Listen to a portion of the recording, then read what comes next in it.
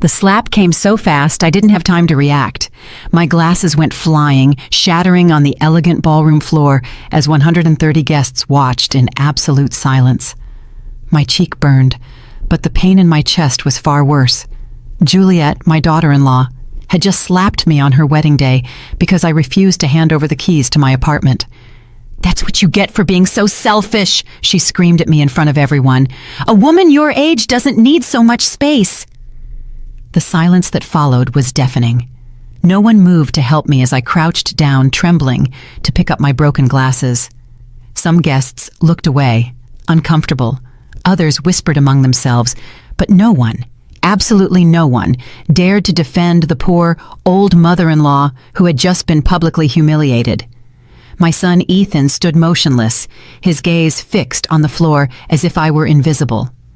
"You're not welcome here anymore," Juliet continued, smoothing her pristine wedding gown.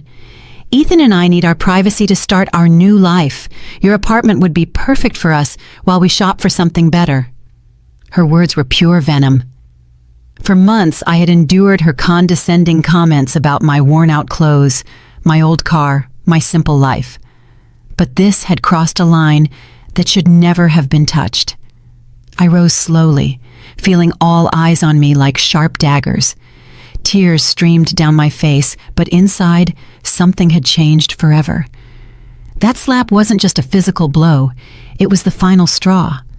For years, I had kept a low profile, living with humility and discretion. I had secrets no one, not even my own son, knew. Memories of the last few months began to bombard my mind as I slowly walked toward the exit. I remembered when Juliet first came to my apartment 2 years ago. Her face fell when she saw my modest home, my old furniture, my small kitchen. "Seriously? This is where Ethan's mom lives?" she had asked him, her voice just loud enough for me to hear. From that moment on, every visit had been a silent torture. "Aurora, you should move to a smaller place," she had told me 3 months ago during a family dinner. "At your age, you can't maintain such a big apartment. Besides, Ethan and I are thinking of having kids soon. We'll need more space." Her fake smile didn't fool anyone, except my son, who seemed to lose his personality whenever she spoke, acting like a puppet on a string. The humiliations had escalated gradually. First, it was the comments about my clothes. "Aurora, don't you have anything more modern to wear?" Then it was about my car. "That car is so old. It's dangerous for you to drive that." Next, it was my part-time job at the local flower shop. "I don't understand why a woman your age is still working instead of relaxing." Each phrase was a small, poisoned dagger stabbing at my self-esteem. My name is Aurora Hughes. I am 68 years old, and all my life, I have been a woman who prefers discretion over ostentation. I work at a small flower shop 3 days a week. I drive a 10-year-old car. I buy my clothes at discount stores. To the outside world, especially to Juliet, I am just a middle-class widow living on a fixed income. But that's exactly the image I have carefully cultivated for decades. What none of those people looking at me with pity knew was that my life had been completely different before my husband passed. My husband, Robert, had not been the office worker everyone believed. We had made a conscious decision to live modestly, to keep our true wealth a secret, to protect our family's privacy in a way that I now understood had been prophetic. As I walked out of the ballroom, the guests' conversations followed me like a toxic cloud. "Poor thing, she looks so fragile," whispered Juliet's aunt. "The bride is right. That woman can't take care of herself anymore," added Ethan's cousin. "She should be in a retirement home, not living alone," another guest commented with false compassion. Each word was like acid pouring on open wounds. The cool temperature of the ballroom's air conditioning contrasted sharply with the suffocating heat in my chest. My hands trembled as I fumbled for my cell phone in my worn black purse, a purse I had used for 5 years, not because I couldn't afford a new one, but because I had learned to value practicality over appearances, something my daughter-in-law would clearly never understand. I dialed a number I knew by heart, a number I hadn't used in over a year because I had naively hoped it would never be necessary. "Carlos, it's Aurora. I need you to come to the Royal Oaks Ballroom immediately," Yes, right now. Bring the documents you know about. It's time for them to know the truth. My voice trembled, but there was a firmness in it I hadn't felt in a long time. Are you sure, Mrs. Hughes? Carlos asked with his professional but concerned voice. Once we do this, there's no turning back. I glanced back at the ballroom one last time, where I could see Juliet laughing with her friends, likely telling them how she had put her useless mother-in-law in her place. Ethan was by her side, smiling weakly, showing not a single ounce of remorse for what he had just witnessed. Completely sure, I replied. 30 minutes, Carlos, no more. I hung up the phone and walked toward my car with determined steps. For the first time in years, I was going to drop the mask I had used to protect my family.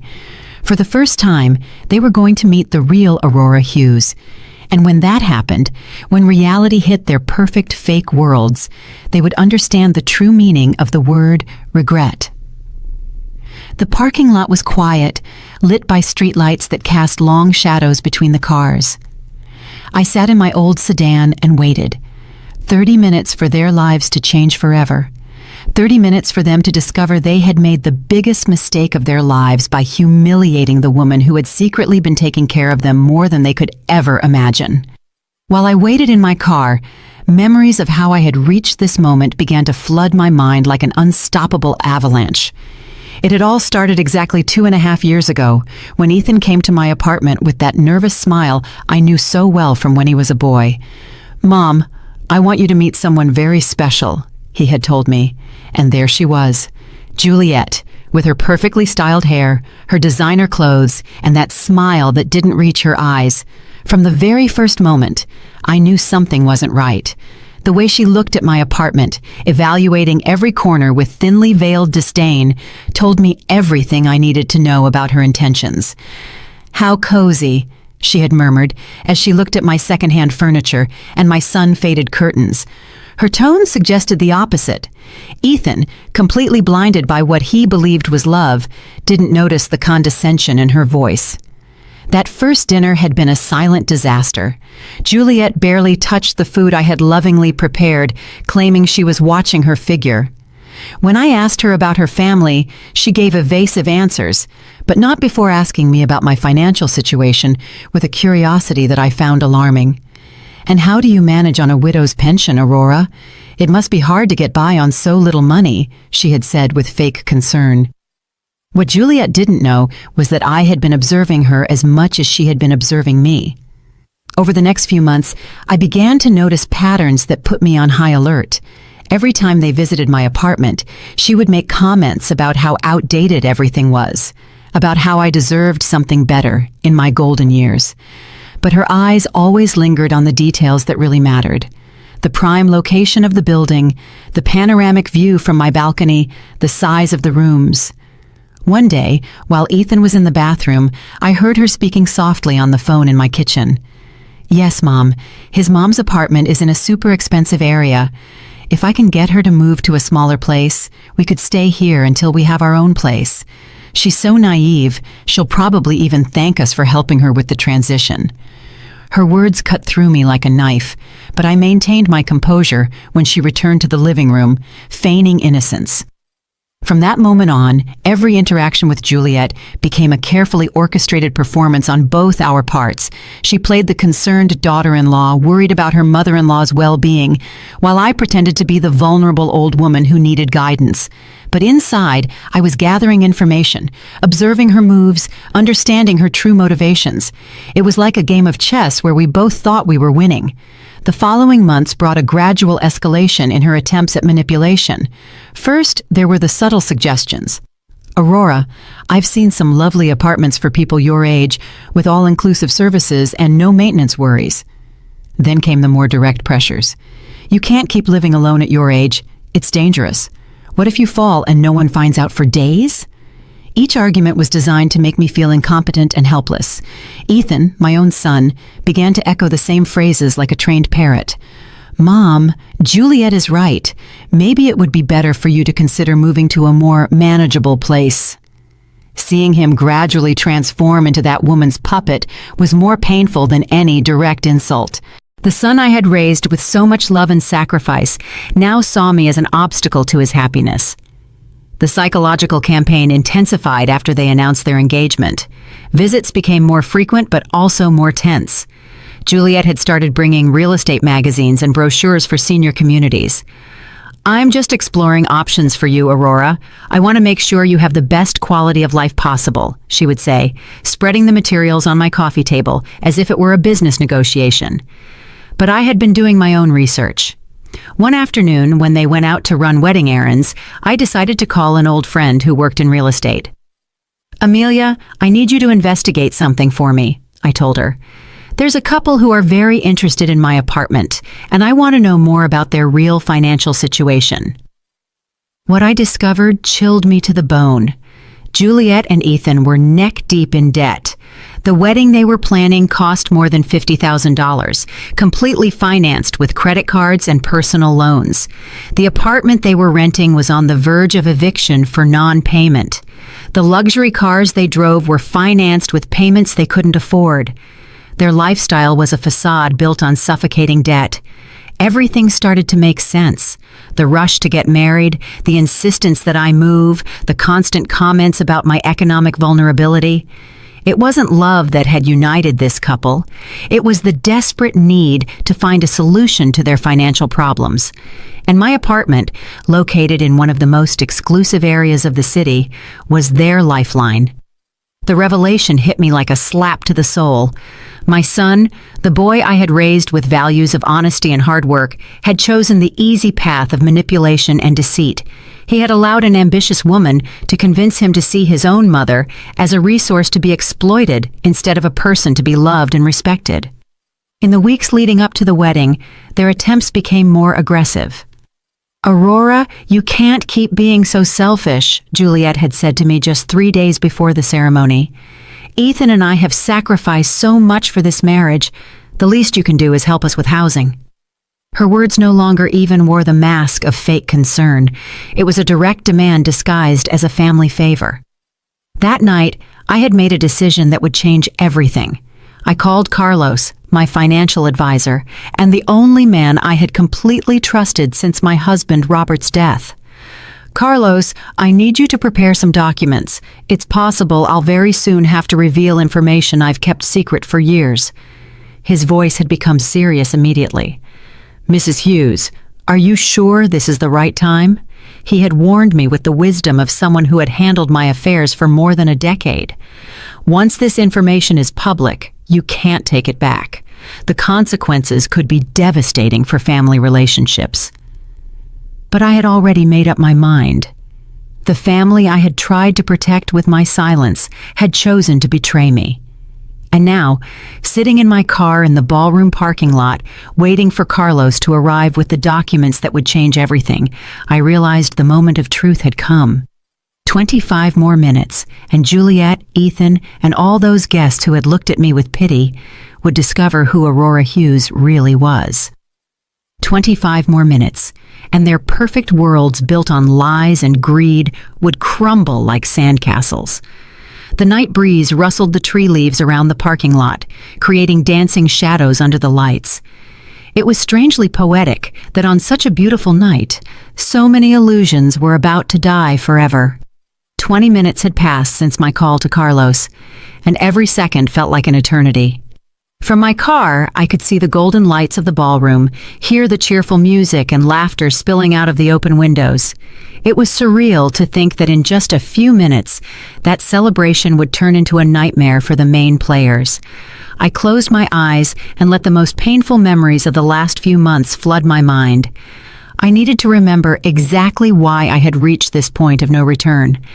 The biggest humiliation had happened just 2 weeks before the wedding, during what Juliet had called an important family meeting.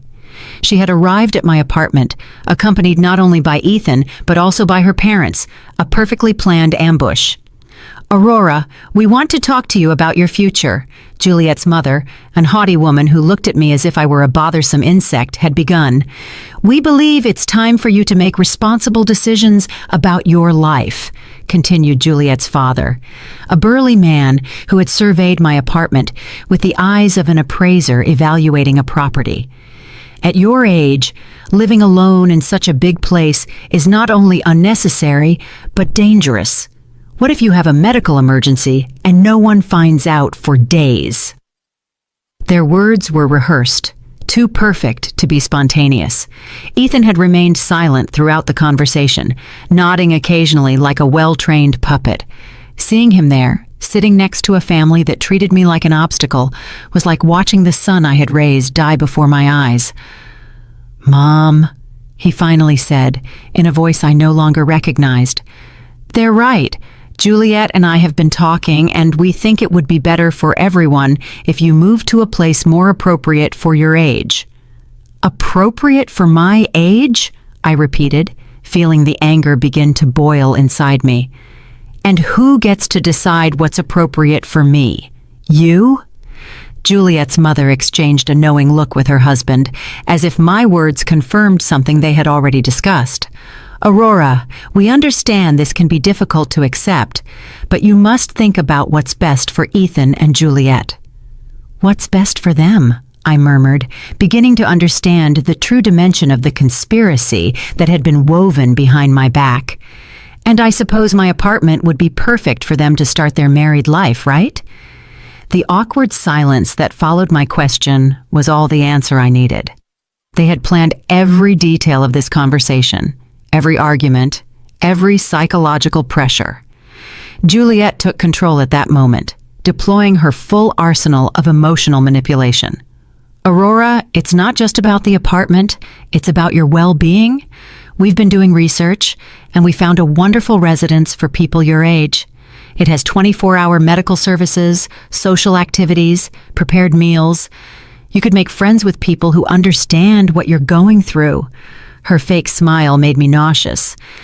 "What I'm going through?" I asked, feigning confusion. "And what exactly do you think I'm going through, Juliet?"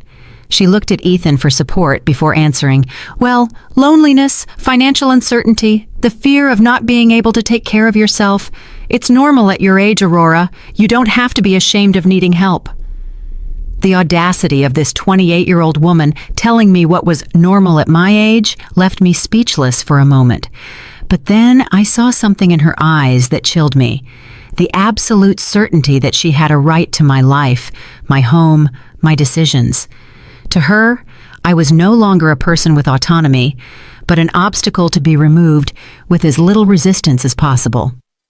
"We've run the numbers," Juliet's father continued, pulling out a folder they had clearly prepared in advance. "The cost of the residence would be approximately $2,500 a month. With the sale of your apartment, you'd have enough money to cover it for many years, and there would still be some left over to, well, to help Ethan and Juliet with their initial marriage expenses." There it was, the naked, raw truth. It wasn't about my well-being or my safety, it was about money. It was about converting my home into cash to finance their unsustainable lifestyle. "And if I refuse?" I asked, although I already knew the answer. "Aurora," Ethan said, his voice sounding rehearsed. "We hope it won't be necessary to take more drastic measures, but if your mental health deteriorates to the point that you can't make rational decisions..." The implicit threat was crystal clear. If I didn't cooperate voluntarily, they would seek legal ways to declare me incompetent. They had done their research, they had planned, they had prepared the ground to take everything I owned by force if necessary. The son I had raised with so much love was sitting right there, allowing strangers to threaten his own mother. That night, after they left with my firm refusal, I cried for the first time in years. Not out of sadness, but for the definitive death of the illusions I had held about my family. I had called Carlos immediately. "I need you to investigate something urgently," I had told him through tears. "I want to know exactly what the real financial situation is for my son and his fiancée. Everything. Debts, income, liabilities, everything." The results of that investigation had been devastating. Ethan earned $45,000 annually as a sales manager, but had debts of more than $80,000 on credit cards. Juliet worked part-time as an image consultant, making maybe $4,000 a year, but spent as if she had an executive salary. Together, they owed more than $120,000, not counting the loans they had taken out for the wedding. The apartment they rented for $2,000 a month was 3 months behind on payments. The cars they drove were financed with payments that took up 60% of their combined income. Their main credit card was maxed out, and they had started using cash advances to pay other debts. They were in a financial freefall, and my apartment represented their only hope of salvation. But there was something else in Carlos's report that had completely broken my heart. For the past 6 months, Ethan had been regularly calling banks and insurance companies, asking about loans against his elderly mother's property. He had been asking about legal procedures to obtain financial power of attorney over senior citizens. My own son had been planning my systematic dispossession for months. The most painful information had come at the end of the report. According to a private investigator Carlos had hired, Juliet had been telling her friends that she had sacrificed herself by getting engaged to an older, less attractive man because his mother had valuable properties and no competitive heirs. To her, marrying Ethan wasn't love. It was a strategic investment in my estate. That revelation had been the final straw. For weeks, I had considered simply revealing my true financial situation to them, thinking that maybe the shock would make them reconsider their behavior. But after reading that report, I understood that it wasn't about money or desperation. It was about a pure, calculated greed that had corrupted my son until he was unrecognizable. The days leading up to the wedding had been torture. Every phone call from Ethan was a new pressure to reconsider my position. Every visit from Juliet included poisonous comments about my stubbornness and selfishness. They had started to treat me as if I were already a senile old woman whose opinions didn't matter. The night before the wedding, Ethan had made his last attempt. "Mom, tomorrow is the most important day of my life. Please don't ruin it by being difficult. Juliet just wants what's best for all of us." His words had been the final confirmation that I had lost my son forever. The man who was getting married the next day was no longer the boy I had raised with so much love and sacrifice. And now, sitting in my car waiting for Carlos, I realized that everything had led to this inevitable moment. It wasn't about revenge or cruelty, it was about justice. It was about showing them the consequences of their actions. It was about teaching them that some lines should never have been crossed. 15 more minutes, and everything would change forever. My hands trembled as I dialed the number for Joseph, my neighbor from the apartment next door, a 70-year-old man who had been a silent witness to all the tense visits of the last few months. "Joseph, it's Aurora. I need to ask you for a very important favor," I said, my voice shaking.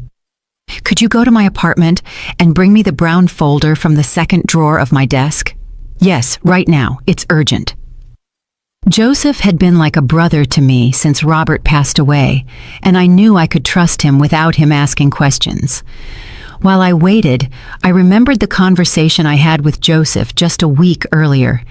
He had witnessed from his balcony when Juliet arrived with a real estate appraiser without notifying me. "Aurora, that girl brought a man with a briefcase who was measuring your apartment from the outside," he had told me with obvious concern in his voice. "When they saw me, they left quickly. I don't like what's happening at all." Joseph had been the first to notice the subtle changes in Ethan's behavior over the last few months. "Your son doesn't greet me like he used to," he had observed. "He used to stay and chat with me when he came to visit. Now he rushes in and out as if he's ashamed of something." His words had confirmed what my heart already knew. I had lost my son long before the slap that night. The folder I had asked Joseph for contained documents no one in my family had ever seen. Bank certificates, property titles, investment records that Robert and I had kept secret for decades. Documents that proved the poor widow living on a modest pension was actually a woman with enough resources to change lives with a single decision. 10 minutes later, Joseph appeared in the parking lot with the folder in his hands. "Aurora, what's going on? You look very upset." he asked as he handed me the documents. It has to do with Ethan's wedding. I explained briefly what had happened in the ballroom, and I saw his face harden with every detail. That woman is a viper, he muttered. I always knew it. Joseph, in a few minutes, a man named Carlos will arrive. When you see him, tell him I'm waiting for him here, I asked. And Joseph, after tonight, many things are going to change. I want you to know you have always been like family to me. His eyes filled with tears as he nodded. You're family to me too, Aurora. Do what you have to do. As Joseph returned to the building, I opened the folder and began to review documents I hadn't looked at in months. The first was a bank statement showing a balance of $5,400,000 in an investment account. The second was the property title for a downtown office building that generated monthly rent of $50,000. The third was the deed to a beach house I had bought as an investment 10 years ago. Robert had been a genius at investments, starting with a small import business and turning it into a silent empire. Together, we had made the decision to live modestly to protect our privacy and our family's security. Visible wealth attracts problems, Robert used to say. Invisible wealth gives you power. I never imagined I would have to use that power against my own son. Each document in that folder represented years of hard work and smart decisions. The flower shop where I worked 3 days a week wasn't because I needed the money, but because I liked to stay active and connected to the community. The old car I drove wasn't due to economic limitations, but because I had learned that unnecessary ostentation only brings problems. My apartment, the one Juliet so coveted, was actually the least valuable property in my portfolio. I had bought it not for its economic value, but for the memories it held. It was where Robert and I had spent our last years together, where we had planned our future, where he had passed away in my arms after a brave battle with cancer. But there was something else in that folder that would change everything for Ethan and Juliet. For the last 3 years, since my son had started having financial problems, I had been secretly paying many of his debts. The credit card payments he thought came from a work bonus were actually coming out of my account. The special discount on his rent that he had negotiated with his landlord was money I transferred monthly. Without Ethan knowing, I had been subsidizing his irresponsible lifestyle for years. The luxurious apartment he lived in, the car he drove, even some of the expenses for the wedding that was taking place at that very moment had been made possible by my secret financial support. I had thought I was helping my son through a difficult time, not realizing I was financing his transformation into a person I didn't recognize. The bank records showed monthly transfers totaling $4,500 that had kept the sinking ship of Ethan's financial life afloat. Money he thought came from work bonuses or tax refunds, when in reality it was his mother desperately trying to protect him from the consequences of his irresponsible decisions. The irony was devastating. While Juliet was humiliating me for being an economic burden on their future marriage, I was literally the only reason they could afford that marriage. While they were planning to strip me of my apartment to solve their financial problems, I had been solving those problems in secret for years. I closed the folder and looked toward the ballroom once more. The lights were still shining, the music was still playing, the guests were still celebrating, but in less than 5 minutes, Carlos would arrive with the final documents I needed. In less than 5 minutes, the process of cutting all the financial threads I had used to protect a son who had chosen to betray me would begin. This is not revenge, I reminded myself. This is justice. This is about teaching them that actions have consequences, that greed has a price, that family is not something you can sell for economic convenience. I had tried to protect Ethan from reality for too long, and that protection had corrupted him until he was unrecognizable. Headlights of a car approached the parking lot, illuminating the night with a white light that momentarily blinded me. It was Carlos, punctual as always, arriving with the documents that would change everything forever. I got out of my car and walked toward him, feeling how each step took me further away from the Aurora I had been and closer to the woman I needed to become. "Mrs. Hughes," Carlos said as he got out of his car, a legal brief under his arm. "Are you completely sure about this?" Once we go in there, there will be no way to undo what is about to happen. I looked toward the ballroom one last time, where my son and his new wife were probably still celebrating their victory over the useless old woman they had just humiliated. I have never been more sure of something in my life, Carlos. It's time for them to meet the real Aurora Hughes.